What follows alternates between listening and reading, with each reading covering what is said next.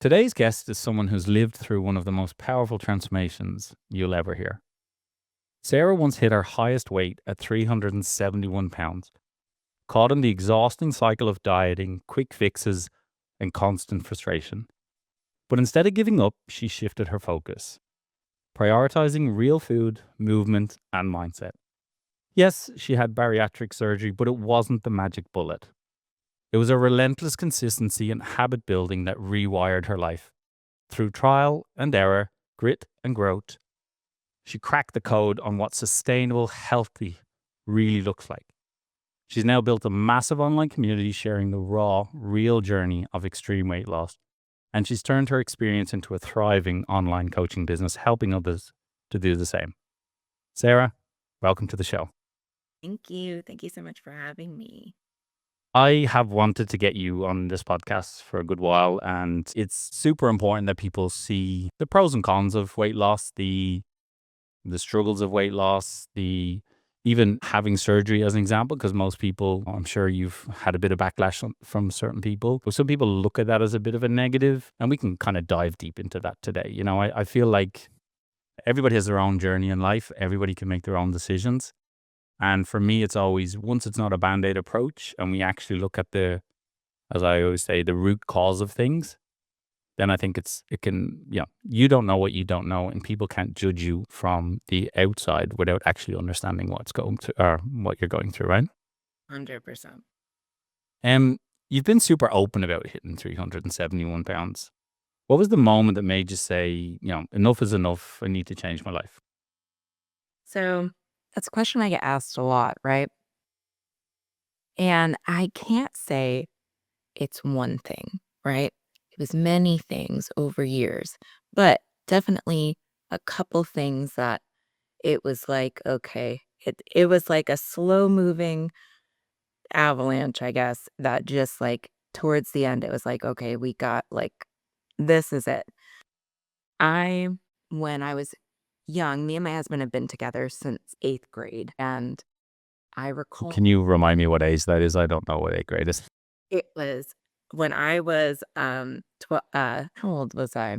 I was 13 years old and he was 14 years old. So after a couple years, I've always been overweight. I was always overweight our whole relationship. He had said something to me very lovingly that he noticed I was sitting down a lot more when we had to like go walk places and stuff. And he just said, I'm really concerned about your health. I want you here for a long time. And that stuck with me. I think we were about 16, 17 years old. That really stuck with me. We went on, we got married. He was in the military. And I would try because it was always in my head. I would try and try and try for years. And I would lose 50 pounds, gain it all back, lose 50 pounds, gain it all back. Eventually, I joined another gym on another personal trainer. This was in March of 2021, and I was doing good. Again, it's always really good in the beginning. And then by about mid-April, I knew I was not doing outside of the gym what I told her I was doing.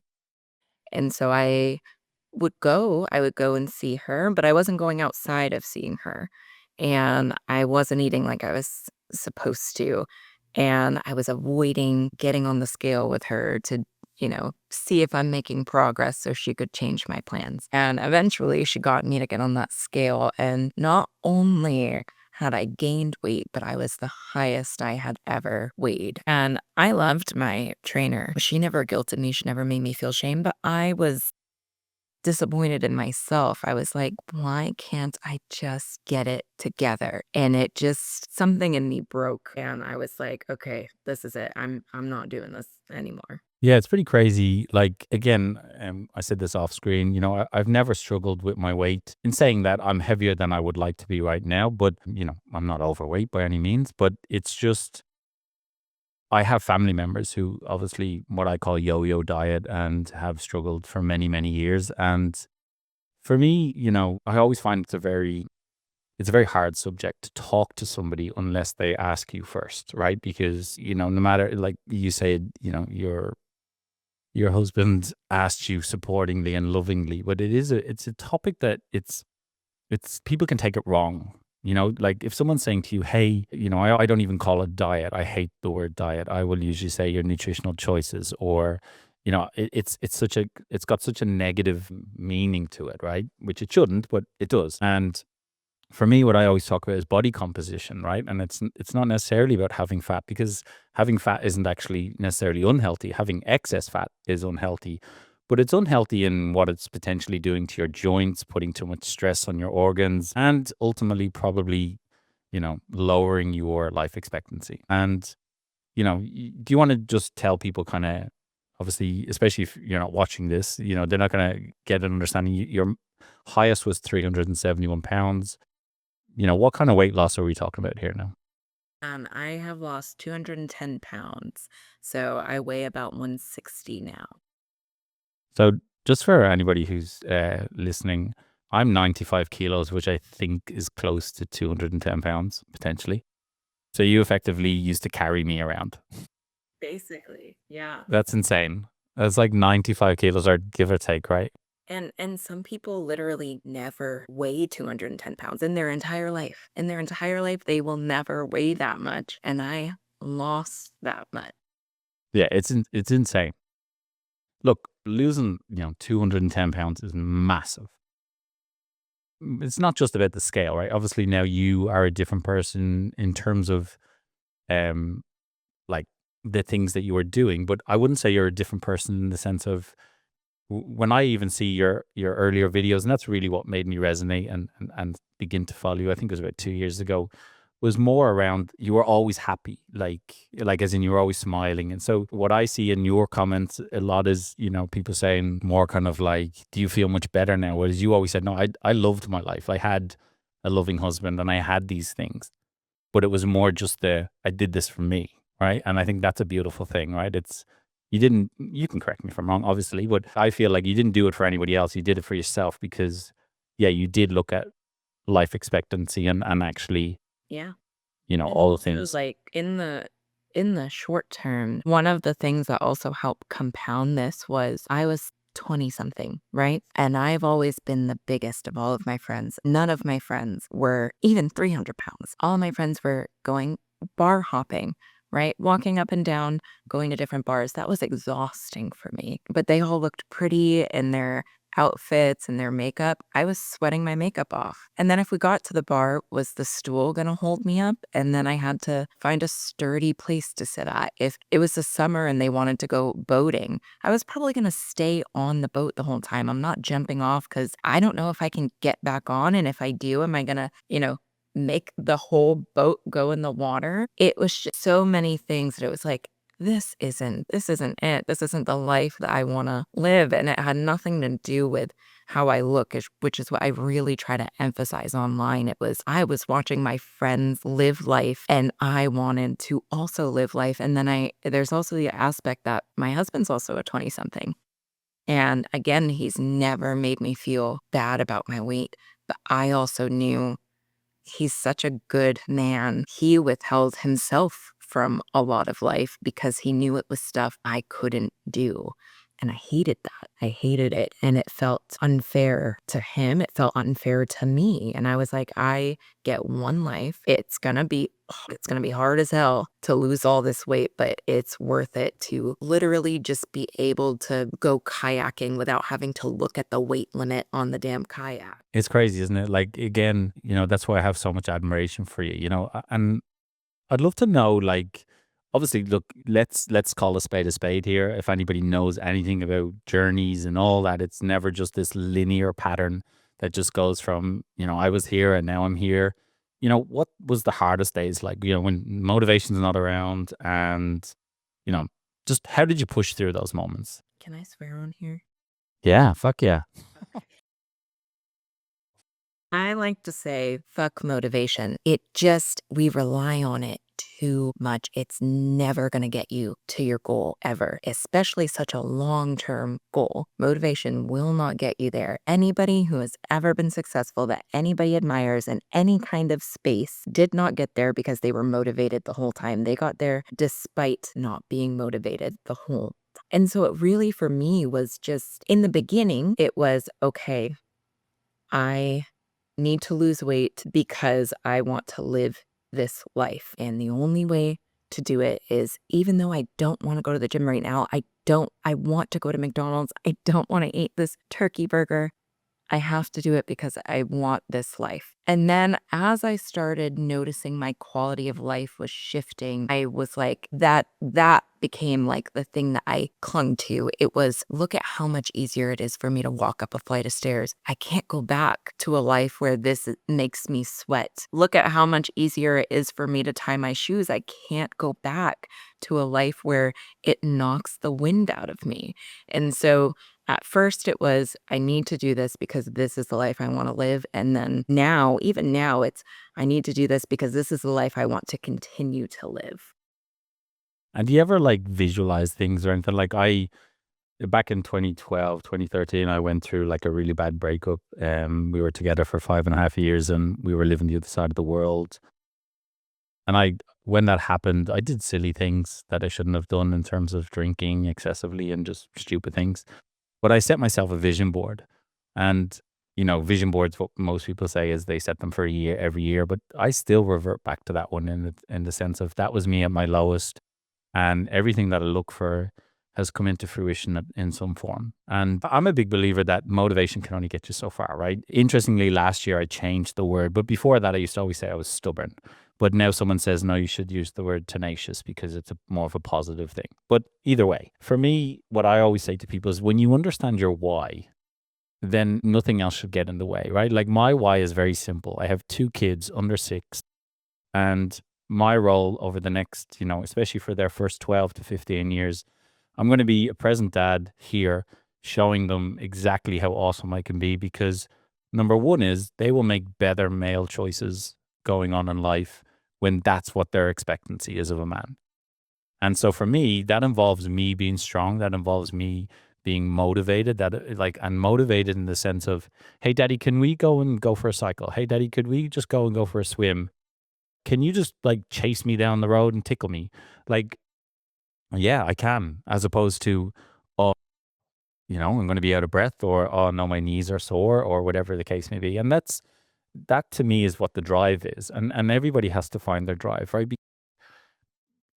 In your scenario, it was obviously weight loss, and I've been a coach for 24 years. So some people was weight loss. Some people might have been to learn how to handstand. Someone might have been an athlete trying to get back onto the field. Everything had a process to it. And the trust that they had was knowing that they just have to show up. And one of the big things that I talk about is, I'm 40 years of age now.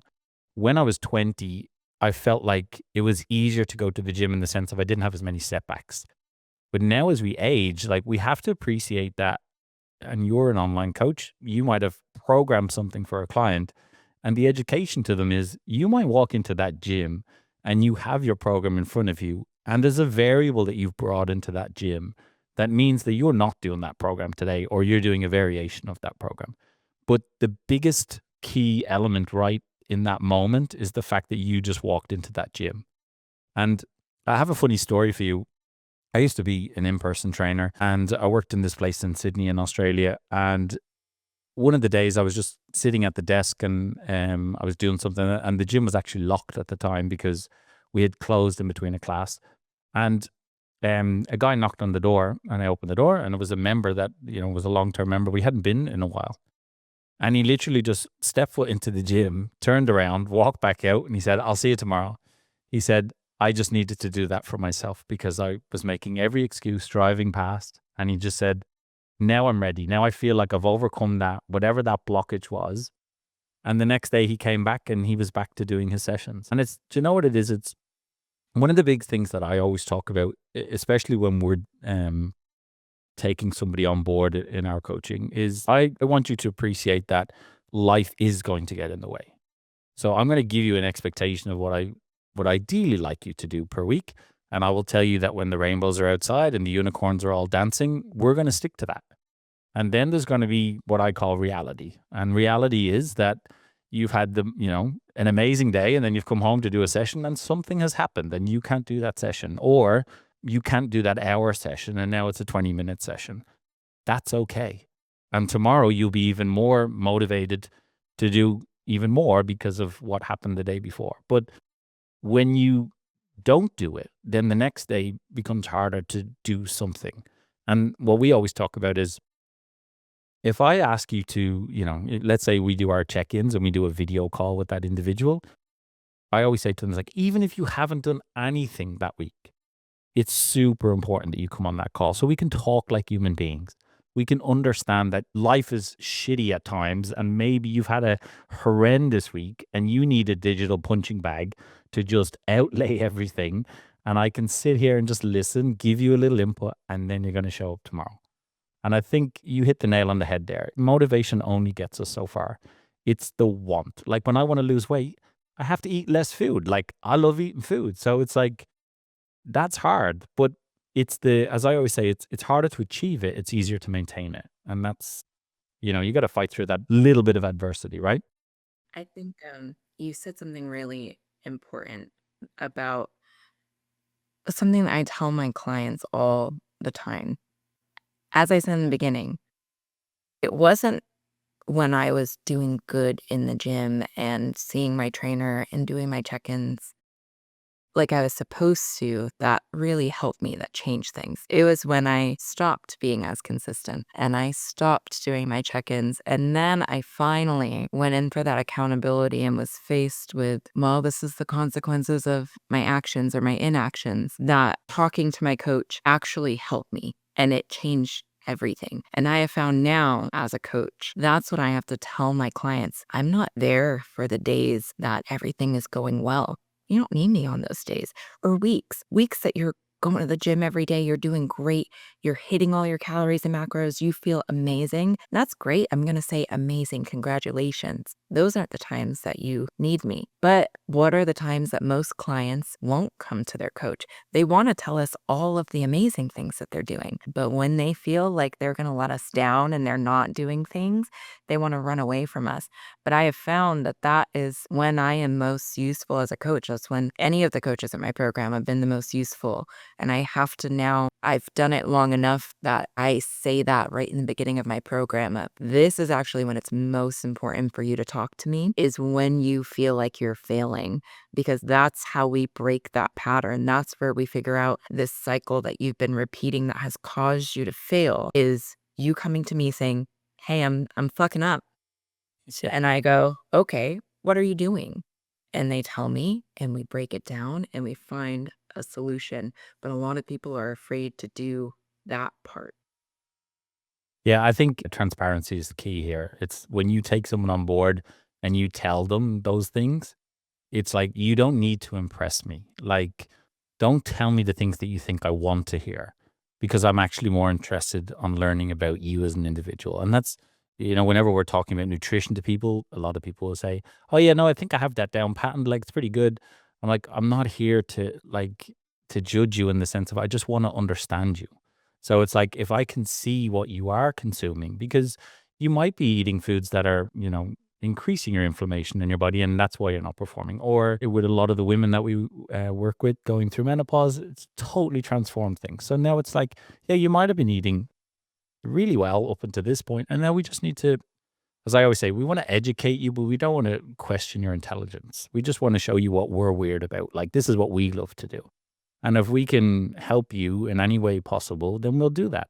And you don't have to, like, I always say this to people, like, I'm not here to tell you what to do. I'm a shepherd. I'm here to guide you, and you can take the steps, and I will be here to support you alongside those steps. For someone listening right now who's feeling stuck and overwhelmed by the journey ahead, what's the best piece of advice you'd give them?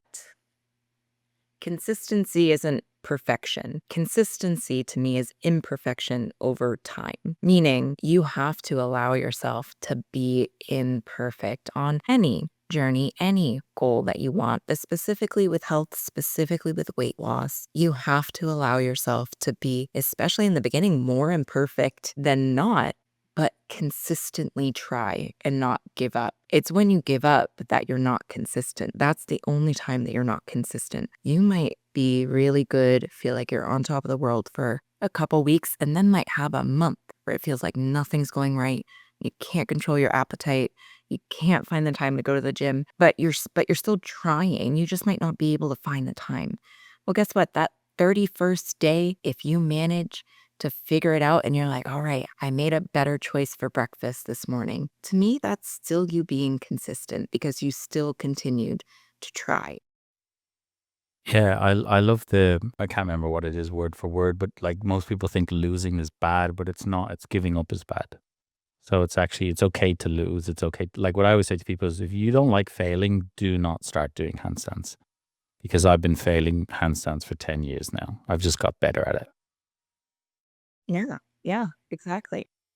There is like no, I tell my clients now, sure, technically a lot of people and even myself view my story, my journey as starting in May of 2021, but really it started probably when I was like 5 years old. The first time a doctor ever told my mom that I was obese. And I failed a lot. I tried and I failed a lot, but I never fully gave up. And a lot of people really think it's too late for me. I've tried 100 times. They think that there's a limit on trying. They think that they're too old. And I'm like, you really only fail if you give up completely. And you're very open about the times where you do have a bit of setbacks, right? Like seeing you talk a little bit about sometimes, you've gone and you've got fast food or whatever and you're very open about that, right? And I guess like what I'd like to know is kind of just how do you deal with that negative like self-talk and just kind of especially when those old patterns just want to creep back in, right? Um, yeah, I still love fast food. I ate fast food 3 times a day, every day, and I still eat fast food. I have learned to view food basically as food can be nutritious both for my mind and my body, but it's important that I'm mostly choosing foods that are nutritious for my body and seldom choosing the foods that are going to soothe my mind. I still think it is important that sometimes we allow ourselves to choose those foods. So that's kind of what I tell myself is this is okay because I do it so seldom. Right now, this is very clearly what my body needs. And I have a whole process in my brain that I work through when I'm going to, eat something that's a little less nutritional. I hate to call foods good and bad. I think some foods are just more nutritionally dense than others, and some are more calorie dense than others. But I think both do have a place in your diet. And it took me a long time to figure that out because when you go from eating whatever I wanted when I wanted and really having no nutritional awareness of anything. Many people, when they become what I like to say nutritionally aware, once you're aware, you can't really unknow how many calories are in things. I don't even need to track calories anymore. I kind of can tell because I did it for so long. That can go to a bad extreme as well. You can go from one extreme to another, and I have done that. And it took a long time for me to find the balance of I'm not a terrible person because I want a Hershey bar or French fries. I still love McDonald's French fries. I'll eat them till I have a McDonald's French fry tattoo. I'll eat them until the day I die. Somebody was like, "Do you know what's in them?" And I was like, "I don't care. There's nothing you could tell me that's in them. I don't care. I'm going to eat them." But I learned that there's a place for that in my diet, and I need to treat my body well by eating mostly foods that are nutritious for my body. Yeah, it's something that I struggled with like as a trainer in the sense of I'm the other side of the spectrum, right? Like I am what some people might deem as being extreme. But the reason is because and it's shifted a little bit. So, what happened is like I will predominantly only eat organic meat. I, have located a farm that I will actually buy my meat from. I've been on the farm. I've seen the way they rear their animals.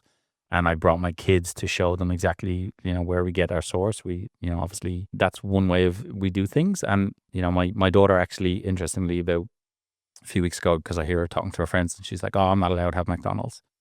And that afternoon, I said to her, "It's not that you're not allowed to have McDonald's, but for me, there is no nutrition in it." Now, the flip side of that is resonating with others who do make that choice. We still go out. Like I went out 2 nights ago. They had pizza.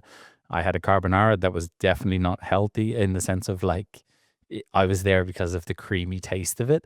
But The flip side that we've now looked at as a family is like, picture this. You're in your 90s, you've lost your soulmate, and the purpose that you now have is to walk to your local coffee shop and you have a cream cake and, maybe you have a cookie and you have a coffee and you get to talk to people, and that's your thing. And that potentially is the thing that keeps you alive. So I do believe that there is a place for, obviously, I would say to most people, 80, 90% of your diet should be nutrient dense, especially if you are trying to change your body composition and actually move more efficiently. Like that's a non-negotiable. I don't think there's anybody in this world that doesn't understand that concept. It's a concept. It doesn't mean it's easy, but it's simplicity in its form, right? The flip side is that extra 10%, again, could be the reason that you go out and socialize with friends, could be the reason that, you just have, it can keep you strict on the other side of it because then there's this little reward. And there's some people that obviously don't agree with that, but I believe it's like life is for living, right? And so for some people, they do find trying to eat what they deem as being too healthy, too extreme. For me, what's the flip side for me is that I notice when I do eat like very clean, I actually feel like, for example, carbonara the other night. I felt very sleepy after it because there was a lot more carbs than I'd usually eat. There was a lot more sugar in it. My stomach was in bits the next day. And so there's always a flip side to these things, right?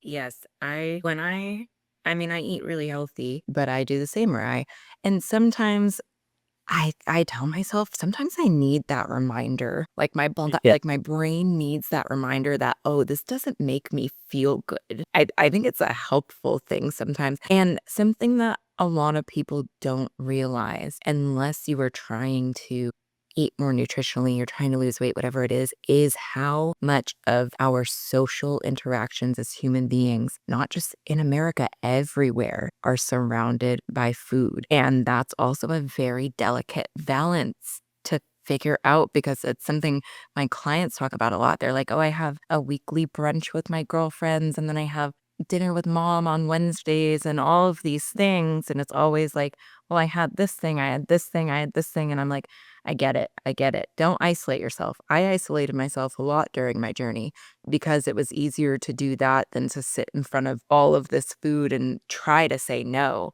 I'm very aware if something is in front of me that I want, I'm going to eat it. So for me, it was best to just avoid those situations. Just over the years, learn how to navigate that space and what to say yes and what to say no to. But in the beginning, it was mostly no. And I walk a line with my clients to kind of teach them the same. I'm like, I don't want you to completely isolate yourself because I wish I hadn't done that. But you do also need to be able to say, hey, sure, we can go out for brunch. Can we maybe go to this place? Because I was looking at their menu and they had some healthier things. And I'm trying to, do this thing right now. And I think you should be able to have those conversations with your friends and family. And people don't realize you might not post your health journey online. You might not even talk about it with your friends and family, but they're watching you. They're watching you do things.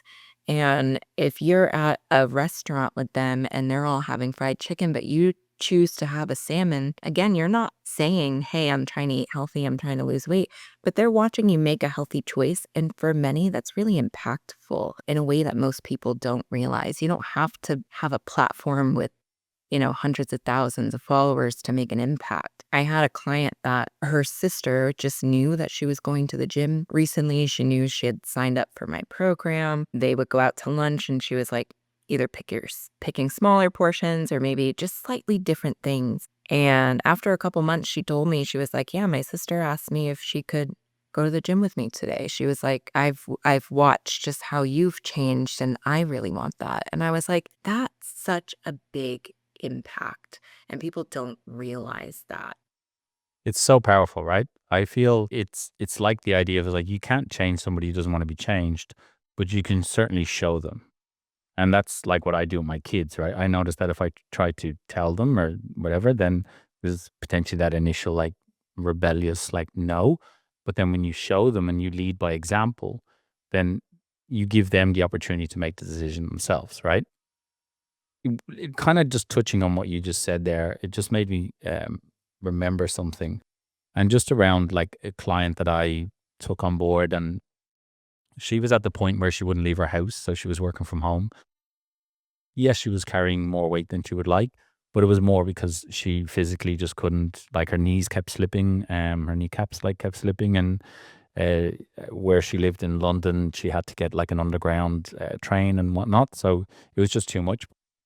I just pulled it up while you were talking about it. Is that she came on board, and since then, now she said, just to add to what you have done for me has not only inspired me, but my sister, my mum. So she is also doing daily exercise to keep herself fit at 76. But also, two of my good friends have also taken to the gym and a PT. So we are all inspired by your movement. And that's what I think is really powerful here. They have not given me, they've never come and work with me, but that's not what my role is here. My role is to try and help as many people. And there's tiers to that, right? Like we have amazing free resources that we give to people because I appreciate that some people are not in a financial capacity to potentially invest in themselves. But what I always say to people is this, is like, as long as you have time, you can invest in yourself. It doesn't have to be financially. And it's really powerful for us as coaches because I think you're quite similar. Like there is obviously a lot of cowboys out there and there is a lot of people who will try to just take your money. But I want you to really understand that there is a lot of people in the industry who are still there for the love of it and will naturally, like I will help as many people as I can. That's why we have tiers to it. If somebody wants free resources, I post on YouTube every single week with long form follow alongs that people can literally do. And it's like, I think people are nervous because they feel like they have to pay you to get something. But I think it's really powerful when you have people like yourself that, have just documented their journey and has now turned that into a business just because people wanted your help, right? And I think that's, to me, that's what an influencer should be, right? Like it should be something that is influential. And it's obviously got, that word has got a bit tarnished over the last few years with just what that actually means. But I guess, you've obviously documented your entire journey, right? And you've definitely inspired me because you've been honest and you have been showing setbacks and you have been showing the good, the highs, the lows. It's been amazing that you have a husband that's been just loving you all the way through and continues to love you, because I think that's super important. Because you mentioned something earlier around your friends, but there is also friends that will not like what you're doing because if they're not feeling comfortable within themselves, it's easier for them to mock and it's easier for them to judge because they're not fully facilitating themselves. And anybody who's listening who is going through that, you know, understand that should be a bit more of a reason as to why you are doing the right thing, because you actually are inspiring someone because now they're questioning why they're not doing it themselves. Mine was a little bit different. It wasn't weight loss, but I started learning handstands and people fucking said to me, are you going to go join the circus? And now I have a life that I can do the things that I really love. I get to travel around the world. I get to meet amazing people. Why? Because I decided at 30 years of age I was going to start learning how to handstand. And everybody else around me thought I was batshit crazy. I gave up my computer degree to fucking stand on my hands. But I did it because that's where I felt my passion was. And now, ironically, I help thousands of people around the world because I believed in what I wanted to do. That's just, I'll just feed back into that. It's like if you are on a journey and it is challenging, myself and Sarah are right here, we would happily have a conversation with you. And if people are jeering you or making fun of it, know that it is always the other person. There is a reason why they are outlaying that, because I have never met a happy person that would be mean to somebody else. When somebody is truly happy, like it's the same in financial. I've met some people who have more money than I could ever dream of, and they would give you all the time of the day to help you do the same because they are just content, right? Yeah, I think it's actually a really big blessing and it doesn't feel like it in the moment. But when you're doing something to better yourself, I have lost friends and in the moment it sucks. And you almost feel like you did something wrong. But in reality, I've realized over the years, I'm very fortunate, obviously. Like I said, my husband is amazing. He supported me this whole time. I do have a group of friends that never treated me any different between back then and now. And even during times where, again, I was a little self-isolating between losing weight and I was also going through college, they respected it. They were like, Sarah's on her grind. Sarah's bettering herself. This isn't a malicious attack towards me. She's her own person on her own journey trying to better herself. I have easily 10, 15 friends that I could name that were there from the beginning to now that have loved and treated me the same the whole time. That there have been a couple that I thought were going to be friends. I was going to be their friend forever. That when I wasn't saying yes as often to going to IHOP or any of these restaurants where I was like, I don't want to put myself in that situation. Maybe I'll cook you guys like breakfast at my house. I'll cook you guys some protein pancakes. Or more for some friends that, I would say no to doing things because I was like, well, I have to study and then I have to go to the gym and I don't want to skip those things. I did have friends that were not accepting of that treated me like I was a bad person for that. And it was hard to kind of cut those people out or more so just feel like, all right, if you don't support it, I'm not going to stop bettering myself because of that. And all of my friends that were there for me the whole time, man, is it just such a different level of love that I have for them now because I realize that a large part of people don't want to see you better yourself, can't be supportive. And there have been times now where I happily do the same for them. Maybe they're about to study for boards and they really can't hang out as much. It's like, okay, all right, I get it, completely fine. My best friend used to just come sit at my house, sit in silence with me on the couch while I studied. Sometimes she'd read my flashcards to me because she knew that was all I could give her. And she knew it was a temporary thing. It wasn't going to last forever. But Sarah needed to do this to better herself. And I love her and I'm her friend. And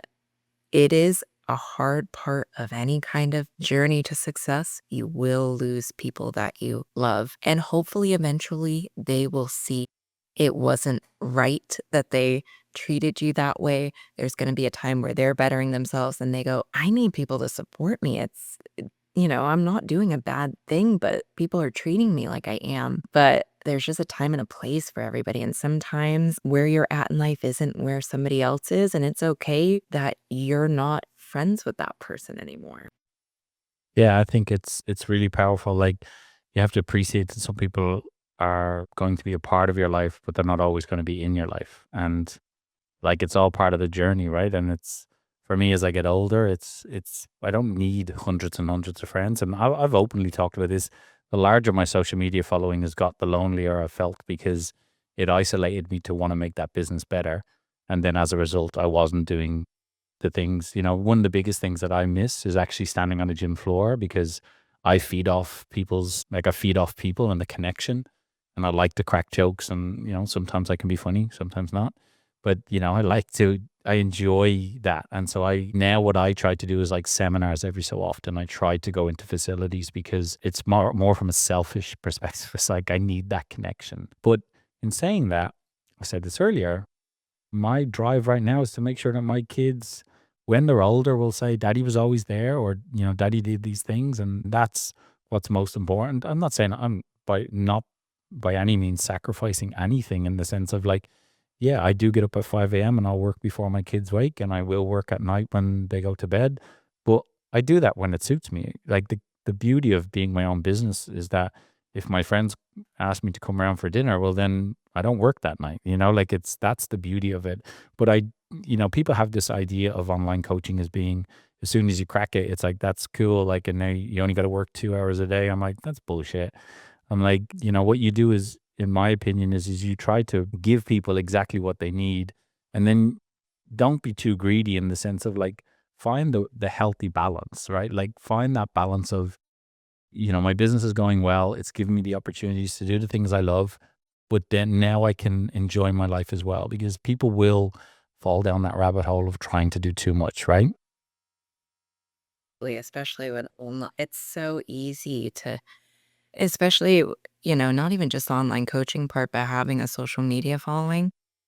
It's so easy to just be like, me and my husband could be driving somewhere. I'm really bad about this. I'm trying to break my habit of it, but we'll be driving somewhere like Nashville is an hour from us. So I'm like, well, that's an hour. I'm just sitting in a car. I can edit something. I can respond to something.